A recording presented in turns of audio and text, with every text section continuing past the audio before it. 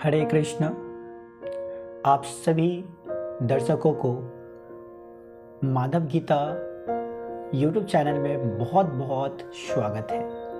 और आज से हम लोग भगवद गीता के प्रत्येक श्लोकों के बारे में, भगवद गीता में लिखे श्लोकों के अर्थों के बारे में तथा भगवान श्री कृष्ण के आदेशों का पालन करते हुए हम लोग समझाना चाहेंगे इस YouTube चैनल के माध्यम से कि भगवद गीता का मूल उद्देश्य क्या है।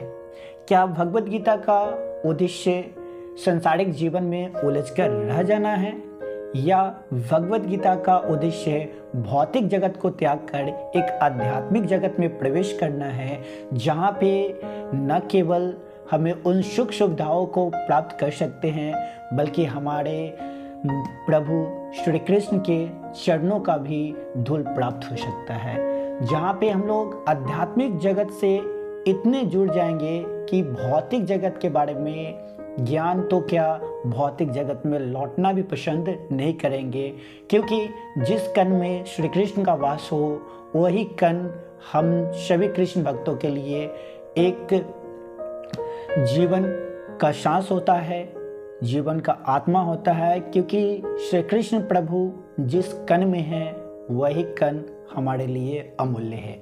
तो हम लोग शुरुआत करेंगे भगवद गीता के प्रथम अध्याय के प्रथम श्लोक से, और श्लोक में क्या बोला गया है इसके हिंदी अनुवादों को भी हम लोग पढ़ेंगे। तो एक बार बोलिए श्री कृष्ण महाराज की जय। तो पढ़ते हैं गीता के प्रथम श्लोकों के बारे में। गीता के प्रथम श्लोक जो है वो संजय तथा धृतराष्ट्र के बीच शुरू होती है। गीता का प्रथम श्लोक जिसमें धृतराष्ट्र संजय से कहता है कि संजय धर्म क्षेत्रे कुरुक्षेत्रे समवेता युयुत सब मामक पांडव च किम कुर्वत संजय।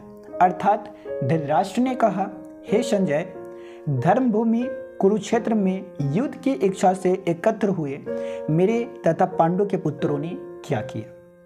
इस श्लोक के माध्यम से हम लोग समझना चाहेंगे, समझने की कोशिश करेंगे कि एक पिता अपने पुत्रों के से कितना प्यार करता है तथा उसकी विजय की कामना किस प्रकार करता है कि धर्म तथा अधर्म के बीच के अंतर को नहीं समझ सकता है। क्योंकि हम लोग को पता है कि महाभारत का जो युद्ध है उसमें पांडु के पुत्रों के तरफ से स्वयं नारायण श्री कृष्ण प्रभु खड़े हैं, जो एक धर्म के स्थापना के लिए अवतरित हुए इस पृथ्वी पर, तथा एक तरफ उन सभी महान योद्धाएं खड़े हैं जो अधर्म का साथ दे रहे हैं। तो आप सभी को पता है कि जहाँ पे नारायण खड़े होते हैं वही क्या है, हम लोग के लिए क्या है, अमूल्य है, और उसी का क्या होता है, उसी पक्ष में विजय होती है। तो क्या बोलते हैं, धृतराष्ट्र ने कहा, हे संजय, धर्म भूमि कुरुक्षेत्र में युद्ध की इच्छा से एकत्र हुए मेरे तथा पांडु पुत्र ने क्या किया। इसको आगे बताते हैं। इसमें यह उल्लेख है कि मनुष्य को चाहिए कि वह श्री कृष्ण के भक्त की सहायता से संवीक्षण करते हुए भगवद गीता का अध्ययन करे और स्वार्थ प्रेरित व्याख्याओं के बिना उसे समझने का प्रयास करें। अर्थात भगवान श्री कृष्ण कहते हैं और भगवान श्री कृष्ण गीता के माध्यम से ये बताना चाहते हैं कि यदि हम किसी से इच्छा मुंह में फंस जाते हैं तो हमारा जो मोक्ष का रास्ता है वह बंद हो जाता है, और केवल मनुष्य का मोक्ष का एक ही रास्ता है कि वह श्री कृष्ण प्रभु के चरणों में अपने जीवन को समर्पित कर दे, क्योंकि श्री कृष्ण प्रभु ही एकमात्र मोक्ष का साधन है। अर्जुन ने जिस प्रकार से साक्षात भगवान श्री कृष्ण से गीता सुनी और उसका उपदेश ग्रहण किया, इस प्रकार की स्पष्ट अनुभूति का उदाहरण भगवद गीता में ही है। यदि उसी गुरु परंपरा से निजी स्वार्थ से प्रेरित हुए बिना किसी को भगवद गीता समझने का सौभाग्य प्राप्त हो तो वह समस्त वैदिक ज्ञान तथा विश्व के समस्त शास्त्रों के अध्ययन को पीछे छोड़ देता है। पाठक को भगवद गीता में न केवल अन्य शास्त्रों की सारी बातें मिलेगी, अपितु ऐसे बातें भी मिलेगी जो अन्यत्र कहीं उपलब्ध नहीं है। यही गीता का विशिष्ट मानदंड है। स्वयं भगवान श्री कृष्ण द्वारा साक्षात उच्चारित होने के कारण यह पूर्ण आस्तिक विज्ञान है।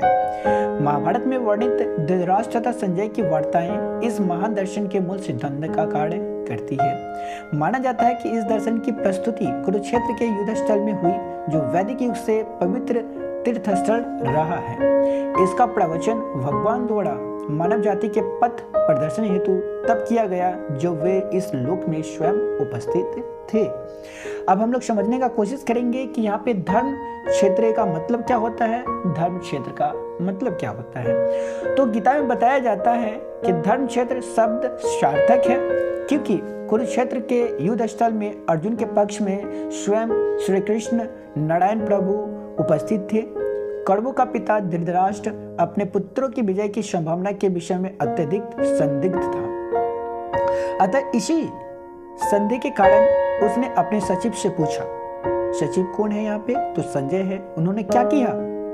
वह आश्वस्त था कि उसके पुत्र तथा उसके छोटे भाई पांडु के पुत्र कुरुक्षेत्र की युद्ध भूमि में निर्णायक संग्राम के लिए एकत्र हुए हैं। फिर भी उसकी जिज्ञासा सार्थक है।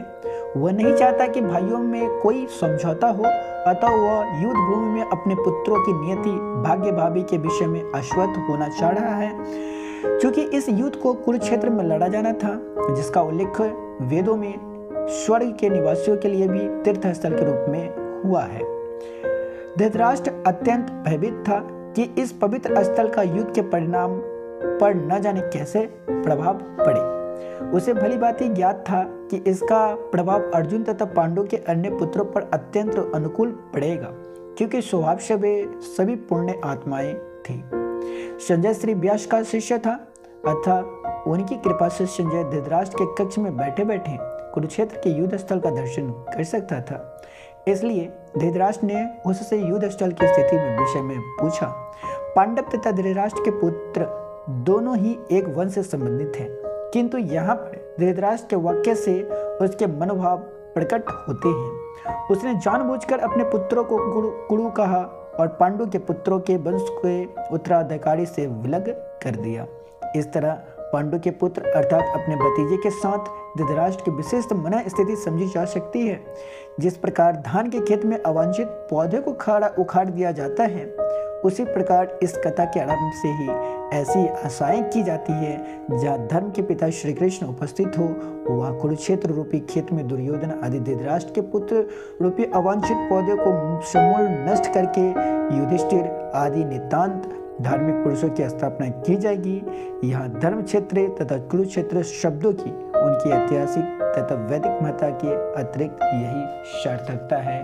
तो एक बार स्वयं बोलिए अपने मुखों से, श्री कृष्ण भगवान की जय। हरे कृष्ण।